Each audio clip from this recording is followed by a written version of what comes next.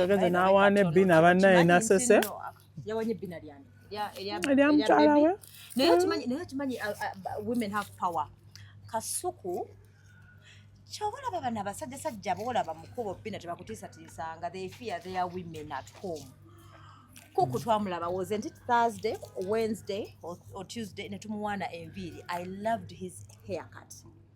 Next thing I know, ngenda okulaba ku show, madamu yagambye akaviiri takaagala. I mean majority. Banange, sometimes you have to listen to other people. Maybe madamu naye abawulira ennugu n'agamba omwami anyiridde nnyo ate ennaku zino you're toning meanwhile. Am I? Oh, you're toning.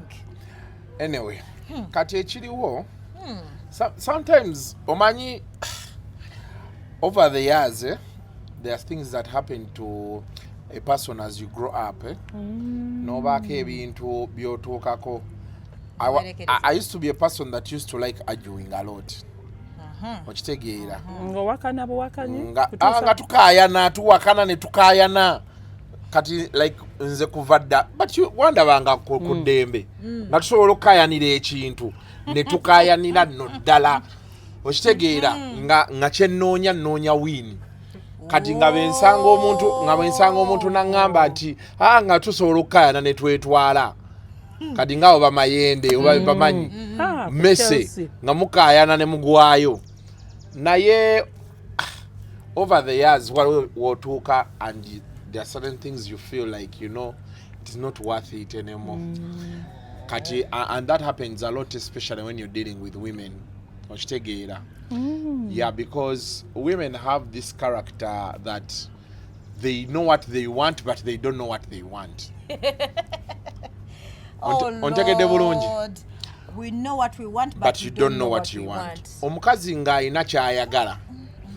Nze ndabyeko abawala betuyita bafala. Nga bw'ajjaawo yeekolaakola ebintu bw'okirabaawo kiddofe. Naye ssebo ku mwami waakyo nga singa obagwako bino nti badde bayomba, she has an account of everything the man has done. Naye nga bw'omutunuulira olaba fala. Nga bw'omulaba otyo ogamba simata ng'olabira ddala omuntu omubisi. Kumba abadde abankinga buli kimu. Abadde alaba buli kimu abadde akitegeera be abawala b'osanga nga omulabawo nga fala naye nga akutte gurupu y'abalenzi nga 6 bonna abalidde. Mpola omuko naye nga bw'omusanga bw'otyo olaba omuwala omubisi. Ebyo basajja si bye babikola. No, ennaku zino n'abawala babikola. Waliwo omuwala yali ayagala okukwata token tokusha ebitundu 7.5 ku buli 100. Yatandikira kwani Jenkins? Sijja byogere ebyo. Naye yali ayagala kukwata token tokusha ebitundu 7.5 ku buli 100. Ayya. Naye gwe teyandikusobodde. So that is basically what's up. But naye alabika si mwangu. Okitegedde. Kati oluusi otuula wansi kati eyo phone call ogiraba wenaga nti that was just another one of but it should give a person the bigger picture that for example if she demanded that I cut off my hair, you would have done so. Oh yeah, if I felt like I should cut it off. There's someone who said recently a man in Agambambu, me I'm telling you as a man but Mubufumbo for how many years boyagala peace mu marriage, your woman is always right. Even Obama said it. Yali clashing nnyo ne mukyala we. Exactly. Paka lwe yagamba tagenda kuwangulanga so. Anti abakazi obalaba. Kati lwaki gonda okkiriza n'owangula n'ojjamu enviiri zeezo. Zisale. Nange ndi team madam. No, we are not yet there. We are not yet there. But what I'm saying is this. Olaba kati fa abasajja. Waliwo emyaka gy'otuukamu nga kubola abakazi ennaku zino abakazi abagamba abasajja tuguleyo kapoloti tukole beetuti batini abakazi because now women are biased about what has been happening to fellow women. Okitegeera the same thing is happening to men. There are very few men who are saying nguze poloti njitadde mmanya gange n'omukyala because of what they've seen that's happening around. So because the sawa yonna omukyala akulekawo essaawa yonna yonna omusajja yeekola ebintu ebitakwatagana kati ennaku zino abasajja bakukuta bukukusi era omusajja omusanga nga ennyumba gye babeeramu ey'omu kibuga n'ey'omukyalo byokka omukazi byamanyi kati bwafa ababeera babimanyi weebali sisita we abeera abimanyi obeerayo ne bafriends be ababimanyi okitegeera people know things kati then why don't you bring the side chick yababeera nawe lwakosa otya okubeera n'omuntu n'osula naye mu buliri kati ebyo ebibuuzo obiraba bina bebi ekyo ekibuuzo kati genda okibuuze Professor Kateregga olabe kyanakuddamu. Have you seen Professor Kateregga kye yagambye? No. Omukazi weeti yamukuba n'omukuba ng'ayagala namutta. Even Muhozi tweeted about it. Didn't you see Muhozi's tweet? Yes, I saw, but I didn't. To that effect. Kati ekyo kyoyogera. Oh my God. Gendo kigambe Professor Kateregga olaba bataakubbe n'empi. So what is happening is, especially marriage and relationships, it is very slippery these days. Oh, very. It's a very, very slippery. Kati ate abasajja, because it's upon us okubeera nti tuli bulungi. Waliwo emyaka gy'otuukamu nga tebakyagamba nti omwana. Omusajja oyo. Okitegedde? The moment you clock 40 years, you cease being omusajja. Because people are saying 40 is the new 30. Oh yeah. Those Life days when you're 30, you're grown up. Oh yes. So now 40, at 40. Life has begun. Kati at 40, olina okutuuka ng'oliba omubuuza, Kasuku, how old are you? I'm 40. Oh yeah, proudly. Proudly. Okitegedde? Omanyi abantu abamu batya okwogera emyaka gyabwe kuba batya bano abawala ne b'obeera 70 ng'olinamu ssente agenda kukwagala. 70 gwe njagala lwakuba 70 bwebeera agenda kunkutula na mugongo. Ate ekyo kyolowooza ennaku zino sewo when you see a 70-year-old man ab'ennaku zino kale tewali buzibu. Dokita yatugambye Karuhanga ku KFM nti these days bana abavubuka tebalina namaanyi. In fact bana abantu from 40 and above, if you want even a healthy child, yabada recommending you rather go for those men. Healthy child and power. Now these young ones bana abavubuka abantu bali mu kunywa walaji bali mu chicken bali mu busabuni bali mu enlargement exactly byono n'ebintu byabwe maanyi ga kisajja. Yes. So we yatugambye for real. But to wind it up all, sometimes you have to let your man or woman to be right, depending on the sex you are. If you're a man or if you're a woman, there are certain things, you know. Life is too short, eh? Yeah. For those who are in relationships or those who are married, they'll tell you, what would daeka bautayogera nawe, you know, over small things, eh? Yeah. You already have stress that is going on with you. You need someone to talk to. Yefuda atategeera.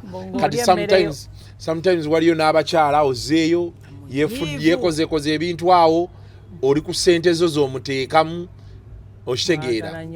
So most men have chosen that Dodo bamugamba, I think that school is not good for the kids. You find a school omwana agendemu. No more fights. So kale tubeereyo nolaba abawala abakazi banikogamba nze omwami owange buli mugamba ekintu bwe kiti abeera akikolerawo kumbe yakwesonyiwa bwesonyiwa yako anti kati waliwo ebintu ebimu by'otunuulira nga yeewa peace of mind. Yeah, and it's not worth it. Abasajja abasinga they are fighting silent battles. Very true. That is true. You cannot have battles home and away. That's a fact. You can't. So Coco, something that is really bothering me, it's trending everywhere nga tunagenda yeeyo kamaize kano ka point katini kuba issues abasajja zinkwatako nnyo. Abasajja abasinga kuva dda our grandparents, even our great grandparents, abasinga baafanga stress, loneliness, pressure. Men. Yes. Okikutuko mu buli. Stress owulira. Abakazi batanganya abasajja edda.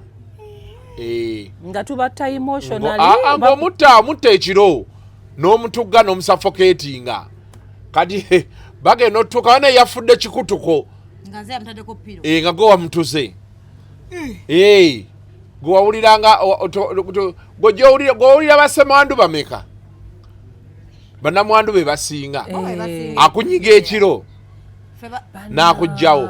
But other things are stress, loneliness eyo nno essa abantu bangi naddala abakuze nti oyingira abasajja oyingira emyaka 6 abaana nga amaanyi bagatadde ku maama waabwe nga mukyalina mwenna otudde awo essimu yo tevuga eya mukyalawo yevuga banange Dorin akubye wangi Dorin ne boogera like for 1 hour bagira naga mpane ku daddy kale mubuuzeeko daddy I miss you bye take care kati you start feeling oba kiki because okay maybe connection teyaliwo or you know those things. So men die of stress, loneliness, depression, you know those things. Oh, that is sad. So most men and me have advised them. So they are single in their marriages. Exactly. In the later years. They will be single. In these active years, they are 25, 30, 40, 50. Abachala batera okubeera single in relationship. Single olaba the guy is out alone. Kati omukyala abeerako n'abaana kati awe babondingira bw'owangaala batuuka nga it's easier to talk to their mom than you. Okujjako nga daddy waabwe mugagga nnyo balina kye basuubira omusikirako naye bw'osangibwa nga be bano abasajja they are more close to their moms. So ebyo ebisinza okutta abasajja. Naye ate nekiraba waliwo kye twalaba eri kuyeyanga ne twebuuza in fact oba ani yakiraba nayanika okutugamba nti abasajja muno lwaki mulya mwekka like abaami like balya nnyo ebweru.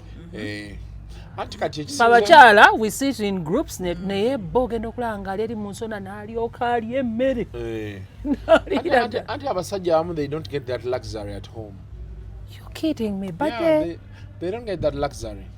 Me personally I'll tell you nze ndwawo okulya ekyemisana oba ekyeggulo ewaka not because nti emmere tebeerawo but mbeerayo ddi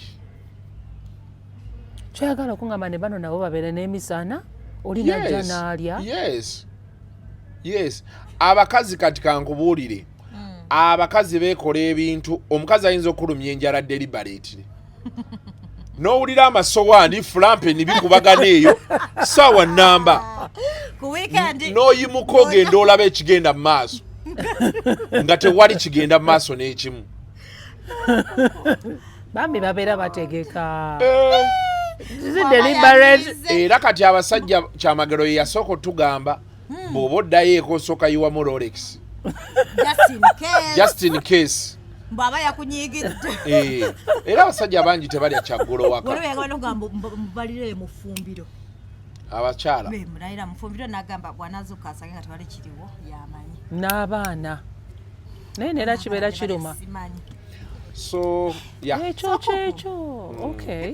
People are bali crucifying not your guy entirely. Nakulabako ku podcast here, but first time when I saw a proud guy in he's my guy. He's my guy. Kale, your guy. They are crucifying him left, right, and center. Some men are like on his side. You don't know what we are suffering. Others are like, what do men want? And I remember that chick when Biajako ku KFM nemu interviewing ako yali akola Rolex good. Rolex festival. I remember this in it bloody. Yali ko ne Miss Tour. Miss Tourism. That girl era kuwa deal. Yanagera kuba deal nga tugenda ku influence nga simanchi abawe cha Rolex. I don't know what happened. Oba byavaawo oba yagitunda. I don't know. Baada bakyagikola nera si abagikola. Baada bakyagikola. So munange nabula bwatyo. Kati nga simayitiro. Naye bagezi ne bajja screenshots before kale the guy came out and said blah blah blah blah blah blah. Fake. Kali so proud. Kali so proud. Also okungamba buno mbu you were too perfect. I hate those things. Also me. Oh, you know? That is wrong. Why do you say those things? No. I think. Then if I'm too good for you, then why do you break up with me? Anti labayo kati ebyo ebigamba abasajja babyogera to avoid the drama. No, to avoid the drama. So that everybody says you were wrong. Because when you say she was too good, that means you were doing something wrong. As a man, so she's shifting the gun. Yes, to himself to avoid all the drama that comes. But I think Nalebo, Bamukyaye Nalebo.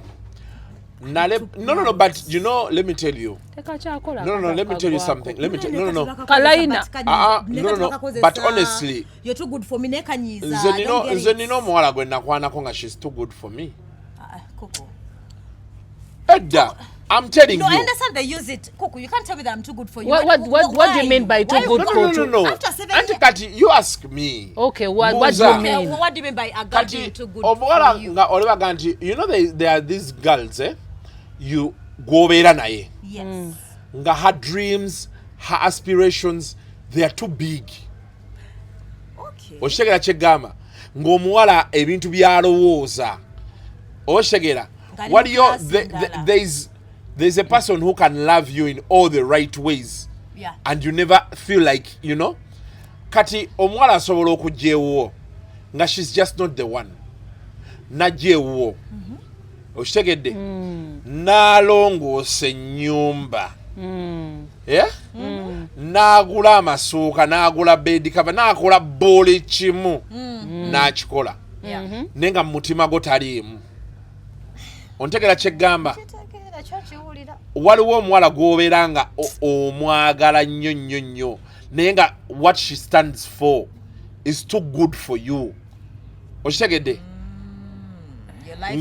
Nga buli kimu like, you know, you people ngoina muleka bulesi to achieve her dream. But love conquers all. And Auntie Kati choino manya binambe bichiri bechiti. Love is always there in the first 2 years or the first 1 year. Abantu bonna abafumbo balaba. 90% abagenda mu church oba ku kidaala baba tebeyagala. They say I do nga tebeyagala. They don't love each other. Nga they are what? Baba tebeyagala. They are just consolidating whatever they have. Nti mbadde naawe sikyalina gye nkuteeka, tuyina abaana, famire ye mmanyi nange nkumanyi, tugende mu mbaga. Nemutambula, you walk down the abantu abeyagala abasinga babeera ku kwanjula. Love entuufu erabikira mu kwanjula. Era kyakivola abantu abasinga bakoma kwanjula.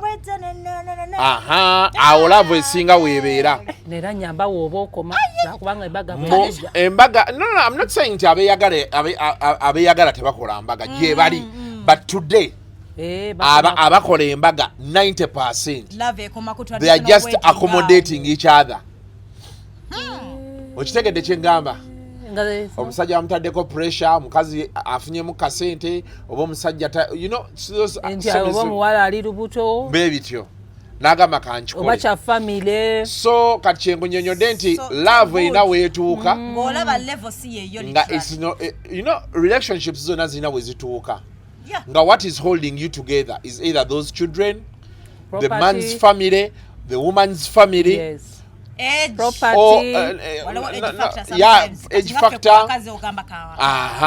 property, and then there are people who are held together by memories. Ziba creating. Okitegeera. Ajjukiramu kamami kaddemu nakasanga kaliwe kati tuvudde wala biki. Relationship neekula. Ne babeera awo ogendera emyaka 10-20 giweddeko. Nere batuuka nga bakulu nnyo love ekomawo. Kati eyo nga tebakyalina nnyo bizibu bingi. Love neekola ki? Nedda. Baba nga wano baali beeyisa bulungi. So there are ladies bosanga bina baby wali omusajja akwana nga olionza abawala bensanze nga omusajja amukwanye ayambala kasuuti kama omusajja oyo he's too tidy. I know, right? Okitegedde? Yeah.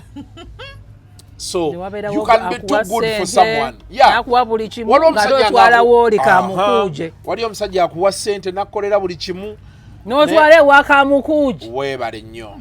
So that is what's up. Kati your relationship nze nakyazaako Nalebo. Betumala okukola nangamba omanyi nina okudduka ku ddobi nzijeyo engoye zange. Ne mubuuza ku ddobi ojeyo engoye zo lwaki? Kati omanyi omuze sikiriza mukozi kwoza ngoye zange ate omukyala taba na budde. That's the first red flag gye nalaba. Olaba mmwe kambabuulireko. So what we saw was different. For us, we are judging. Ebyo byonna byonna ssebo nange omukyala ayinza okkeera ku makya n'akunyumiza kasuku n'okwata ku mutwe. ebintu ebibeera mu maka g'abantu goyinza olaba wano namukubidde ku mpewo biki oho najja nagamba oyo n'empya zimpisaamu mwe muli mwalabe ka phone call bannange oli yagambye naye nomaye Kasuku omukazi amufuga ng'oli akomenti nga musanyufu nnyo bannange Kasuku loves the wife.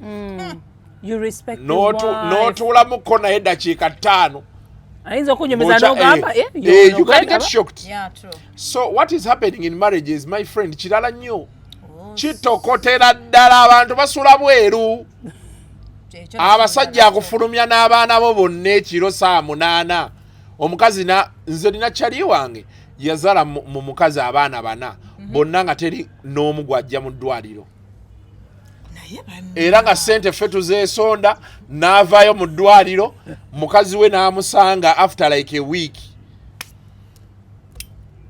Bannazala tebakyabeera mu malwaliro ono omukazi omugwe n'adenkolako neera nga naye agamba Nazala takyalinnya mu ddwaliro agamba mbu ali busy kyokka batambula myezi egi ekyo Nazala siganye the man who impregnated me nga sente n'amuzalamu omwana asooka okubiri okusa n'owokuna we twagambira bw'alukuzzaamu on your own ne tubeesalako tebaddamu tulaba paka kati kyenkunnyonnyola naye omusajja bw'omusanga is a very lovely man ayagala mukyala we biti ebifaananyi byokka ebeekwa ne bateeka ku internet wangi yes ngamwe mwamusonderako ezeeze butereevu era n'abaana baabwe mbalaba nga babaparedinze babakuba ebifaananyi batadde ku internet nenjagala obagamba nti oyo namuteekako zino nooli ziri okitegeera.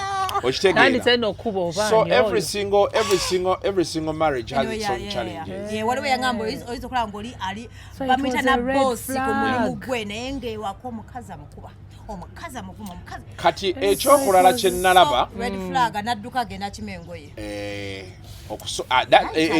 because we never spoke about his relationship, how he relates with this woman, whether they're on talking terms. But for me, there are things he could say and you would sense. Era namugamba ko lumune mga apostle. You're not holding your family together. Olaba kyamagera ina we yaleeta awo n'agamba sima addayo eka ku munaana ne bamuteerawo emmere biki. You see, some people bo bayomba. Some things men tebabikola nti baagala bakufuga. Babikola to check authority. Amanye nkyali in charge wano. Yes. You have to check whether you're still in charge in your home. Abakazi obamanyi abakazi bakujjukiza. Abakazi bakujjukiza. Obeera n'omukazi ne mubeera nga muyombera ekintu kyekimu. Empi ne zimulya lwa kintu kyekimu. N'abanga akiwummudde emyezi 6 n'akiddamu. The same thing. Muyomba naye emmotoka eŋŋombe evuga osigadde mu nnyumba. Ne wayitawo wiiki 4-5 n'akiddamu. Kati you have to be constant. Tuwabeerawo house helper. Kati anti abasajja abamu anti kati olaba challenge eriwo. Abakazi b'omulembe guno n'omunaku naye ayogera women emancipation. N'omubuuzako bunaku bwo women emancipation oyogerako yaki. You know the meaning of that word. Okitegera kye nkugamba. You're broke, right? Yes. Kati beebo. By the way, abavubuka bangi obalaba. They are in relationships with unemancipated women who want emancipation. Yeah. Kati abavubuka bali mu myaka wakati w'emyaka 22 n'emyaka 35. That is where we basinzo bonabonera. Era abasinga, that's where they have left relationships from. They made a lot of mistakes there. Why? Obeera ne mukazi wo. Nze jjajjange yaŋŋamba omukazi bw'omutandika paka kufa we mujja otambulira. They don't learn new things. Abakazi tebayiga bintu bipya.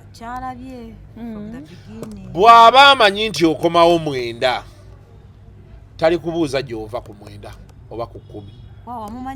Lw'olisulayo lwali kubuuza wabaddewa. Mukazi wo bw'omukwana ng'akimanyi nti osobola okubula wiiki 3 ne bw'oli bula omwaka tali kubuuza gy'ova. Kuba ekyo yakimanyirawo from the word go. Nti osobola obbulawo. Mukazi wo b'amanya nti oyina abakazi abalala nakkiriza osigala mu bbira bino abakazi bakaina mu sebayanse I can't accept that omukazi ajja bbeerawo ng'akimanyi olina abakazi abalala nga 8 and it will be business as usual. Wangi nga ne bwoba omaze okwegata n'oli ng'ojja nkuwa simple facts. By the way, it's kati abavubuka abaffe what they are doing otherwise yensonga lwaki olaba nti bw'olaba kuteesa nga abagamba omukazi alina ofumba n'ofukamira n'ompa emmere kati omusajja ayagala okugamba omukazi ofukamira omukazi tamufukamizangako. The only time the woman kneels nga agenda kuwa blowjob. Kati tuufu. Ate mbadde simanyi kyagenda kakuba waako. Mbadde agenda kakuba kubanga kituufu kyo abakazi otegera kyemugamba gamanyi ogenda muwa ne ssente. So embeera yakufukamira kati abantu ne balyoka omuwala n'alyoka abeeraawo ng'akeera tuula waka talina kyakola ng'atuula waka kati n'alyoka akumanyiririra awo mu eyo space. Kati ng'olina okumucekinga n'ogwako omukazi nga yeekaza bulungi amanyi okumanyiira nga yeekaza lw'omanya nga kumanyiira ina strategic. So kati musajja waffe I think he lost control of his home and akasente abadde takyalinawo bulungi kati ate omukazi alina ambitions ze agenda nakwesimbawo kati alina okuba nga bwe yatandika okulaba abantu abalala manyi abakazi bagenda eyo n'atuula mu meeting abasajja nga boogera biliyoni miliyoni 3 miliyoni 4 lwakuba munaye olaba bwe twali n'akomawo eka n'akulaba n'agamba apoosolekerawo ebyekisiru. So I called him last week. We were supposed to actually do an interview. Nangamba last week on Thursday. Nangamba we can't do the interview because I have some family issues. Those are abantu bali bavudde mu kyalo nga bazze babituulemu. Yeah. Ne Arakeli yagamba when a woman is fed up. You can do nothing about it. So I think the woman was fed up. But then if she's going to stand okuyimira nga toyina mwami it's also tricky. Abantu abasinga babeera baagala ebyo tebikyakola kubanga abakazi bennyini be basinga olonda basinga omaatha basinga omaatha. So my friend Bina baby, that's what's up. Relationships are hard.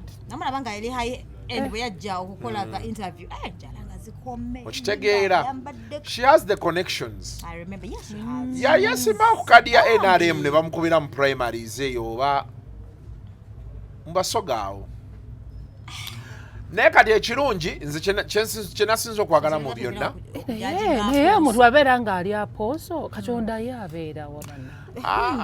Anti kati mpozi nga mugamba apooso atali awo. Obuzibu obuliwo buli bwe buti Bina baby. Abalokole baatandika okutambuza enjiri eraga nti aboogera ne Katonda they are not human. Naye nga te mu Bible bonna bonna baakolanga ensobi era ne Katonda wamu n'ababonereza. In fact, nekyemanyi wadde simanyi Bible nnyo, you're also a man of God. Yes. I'm also a woman of God. Nange ndi woman of God. Exactly. But for them, there's a way they made it look like for them they are men of God. No, everyone is naye kati ekirungi ekiriwo because they say God is love and love is God. Abasumba balala kukuta kudde eri ayogera weda baje bu screenshots where wabulabye nga agamba come and we get married.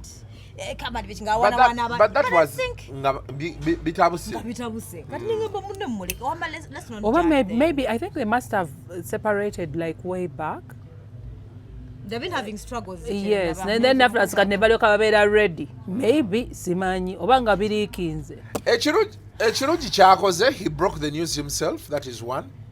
Atanawandiika respectful letter. Yes, he took the blame. Oh yeah. So okujjako omukazi nga ayagala drama, she can keep quiet and move on with her life. Yeah. The same way the apostle do. Anti kuba ayina abantu abagenda mu church ye. So okusinga okumubuuza ebibuuzo let me tell you. Ne ku YouTube kwali. Let me tell you. Bawandika messages walinga nga anti you're too proud. Kananga nagamba nenga this guy is too proud. Kumbe bambi. No, he's not too proud. He's just principled. Abantu gye bali nga bali bwe batyo. Kati gwe n'otuulako ne kyamagero. n'otuulako ne kuteesa anti kati nze nkubuulira yamuhostingako ko naye I wouldn't want him to be next. Kati n'ozoolaba. But you see now, anyway, things are tough mu bufumbo. Era nze abantu mbagamba bw'owulira nze ne madamu namugamba anytime you feel like it's not working out here, just talk to me nicely. Ongamba, I don't feel it's working out here. Kigenda kunnuma, but if really we can't work things out, kijja kutuyambako ogende bulungi nange ngende bulungi. Kulinnya lyo n'erinnya you're willing to. Kuki? Erinnya lyo. Your brand. Ate erinnya nze binkwatako ebyo ebyerinnya. Bina baby, a name when you're suffering is useless. Netuge. Nze era nze Bina baby tobeerawo omuntu abeerangaawo n'awoza ebyo ebyekisiru. Bina baby nze njala tennuma n'endaba wali emmere ne sitawe tajjira. Ebyo bya brand bidda wali. Ebyemmere ebyo birala naye kati wano to separate. Do you know there's so many people you've inspired? Be bamanyi.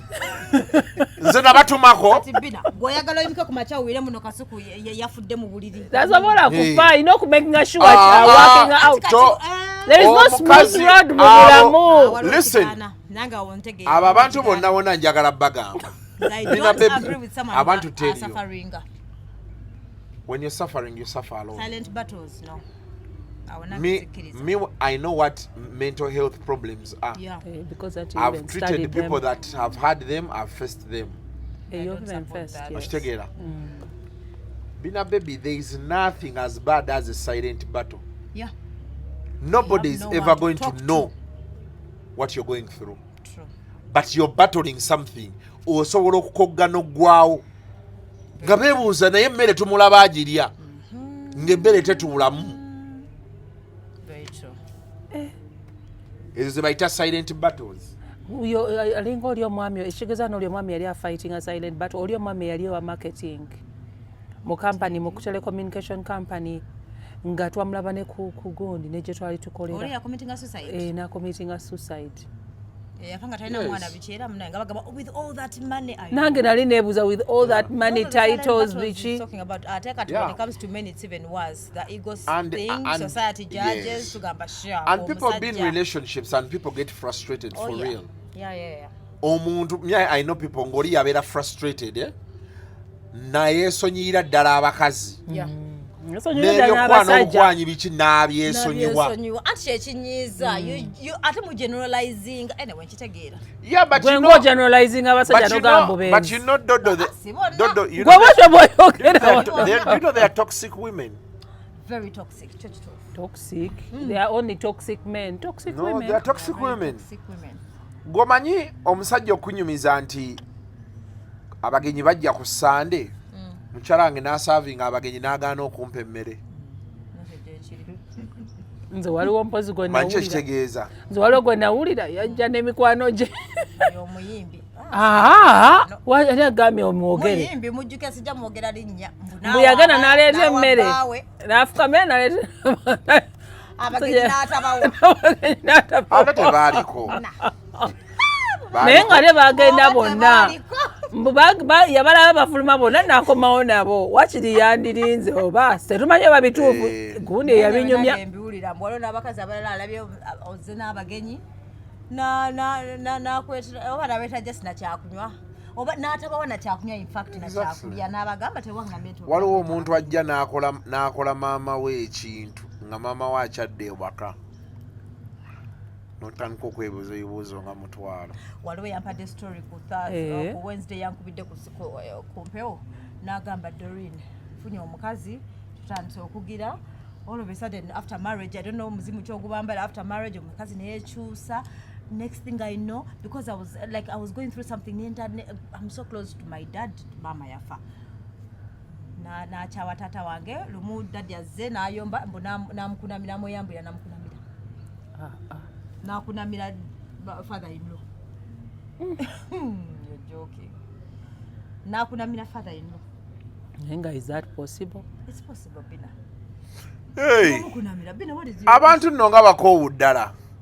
bina baby omusajja kwana nakuba maama we empingo otunula ng'otunula omukate omusajja ate n'omira n'otula mu motoka ne muddeeka era ng'omukazi nga bamukubye empi ogenda kukola bina ololwo banne sister bewadde na system omukazi maybe that's not narcissism, yeah, that but is even women toxicity. can be narcissists. They can be narcissists, but that is toxicity. Oli yenga ali toxic katono ye yamukunambira father in law omusajja kati yazze kulopa kumpewo kyamusobedde either omukazi amutya nnyo kwa yajatuka omukazi munakenya naye nze nina ebintu bye neebuuza nti omukazi asobola okukola ebyo ebintu byonna n'asigala mu nnyumba y'omusajja no, because there are things tasigalamu waliwo ebintu bye mpulira abasajja abamu bye banyumya anyway me they have not happened to me so I don't know how I will react. So a man says omukazi yanzigalidde ebweru mu nnyumba yange obeera otuuse leeti ennyumba kati entebera yiyo ebeera yaffe so bw'otuuka leeti nze nga benkunnyonnyodde nze abantu nabagamba me I make my statements known. Ewaka abaana bakimanya eyo TV ya daddy. Yes. I don't want them assuming anything. No, but it becomes for family. Be fake ebyo. No, Bambi, no. It is These are my sofa sets. It is the only way. You're in my blanket. Yes, it's my blanket. So everything in your house is just like you don't even the kids. It is mine. Neda, it's ours. Until they get of age, nebategeera nti yes. Why don't you say it's ours and mom? It is not ours. Yange ne mami. Era geno lete simu ya mama wo. Geno lete simu yange. Mpa remote yange. Chako TV yange. Oli mu blanket yange. Ebyo byemukola omukyala wange naye tabyagala naye mbikola. Akimanyi TV yange. Naguze ettaka lyange. Netaka. Ku nnyumba yange. Bose wakaba namasowani gwage gulira amasowani gange. Mugasiza amasowani. Ani yasa amasowani gange eyo. Tyo. Ani akuba masepichi. Just so that you have a quick reminder of who is in charge. Yes. Mwana yarangidde mu ne blanket yange n'entya. Nengamba You need to have a quick reminder. Like I told you, people forget. Yes. People forget. Yensonga acholaba osanga omukyala ng'akayanira ennyumba. Omwami we akyali mulamu amukoya amufulumya. Ate ennyumba. Ennyumba yange. Neda nti ennyumba efuuka ya family. In fact gw'olina okufuluma. Omukyala n'asigalamu n'abaana. Ebyo gwe aba abimanyi. Wali okeddeko ng'eri mu mannya ga sister wange sigange. Osaaga n'ensi. By the way. N'agamba ate n'akeera naga ye atunda ennyumba ye ffenna tuveemu.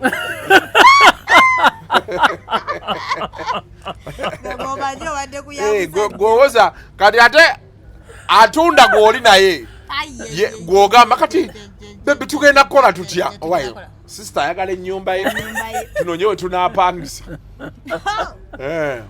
But you know men are walking away for real.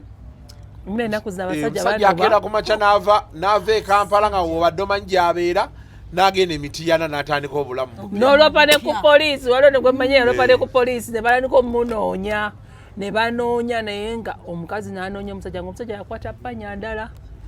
Kati amala kufiirwa amukwatako n'alabika.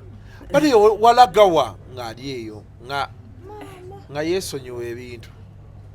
So but omuntu yenna ali eyo you got to do what you got to do to survive. Obufumbo we bugaana walk away. I know. Era namwe abatukaka mu bufumbo. Zemaino zayo such an inspiration kati gogenda kubeera nga yo totally different. Naye ongambye n'okungamba gotogenda kufiira munju. No, but honestly I also don't like it nga abatukaka ne mu bufumbo. Bambi your journey is not my journey. Gwebeere eyo bakugunde ndeka. Leave me alone. I also don't have a problem. You see, Bina baby, we have to be where we are happy. Yeah. You see this life, eh? Ojayingira emyaka 9 wejjusa ebintu. Ogambe singa nga betulaba ku gundi. Singa. Nga bakadde betulaba ku social media bagamba nti singa oddayo emabega kiki wandikoze. Era me I tell people you have to be ready to start afresh anytime. It's not late. Oh yeah. I always You tell have to people. start afresh. Yeah, I don't mind about age as long as you have the energy. Bino bye bawoza simanya abaana nze nakula ne mama wange n'enkula kati tewaliwo nsonga waki omwana tasobola kukula nange oba ne maama we n'akula. Olina okuba omusanyufu. True. And people need to understand how do we harmonize, how do we accommodate each other.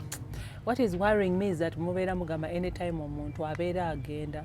So that means instead of working towards staying together, oli abeera on your marks, get set, go. No, you can all work towards a common good, but you have to know. All of you in a relationship must be ready to fight for it to exist. Oh, okay. Now Yeah. that is Kitegeera? yes. Shouldn't be Ekyokulala one-sided. walina That one okubeerawo is good. grounds ze mukanyako That is nga mutandika good. okwekwana Yeah. zirina okubaawo. Nefe tu papa. Kitegedde? You just don't say well, let's make it happen blah blah tunaabisanga eyo. Mulina okubaako we mukkanyiza ne mu executingira Yeah.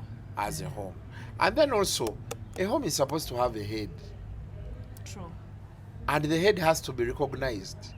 Not both of you. Obuzibu obuliwo, the head is no longer being recognized. Okitegedde? No, the head can be the woman, the head can be the man. Yeah, but you need to recognize whoever is the head of the home. If it's the woman, let it be the woman. Yes. If it is the man, let it be the man. So the man akubeera recognize abeera alina okubeera nga naye alina Respect. kyasaawo okubeera nga ali recognize like mulimu abamu nga munnange Kati ebyo ebisigadde binabe ejja binyumya wekka. Ffe bye tukugambye. Wewasa.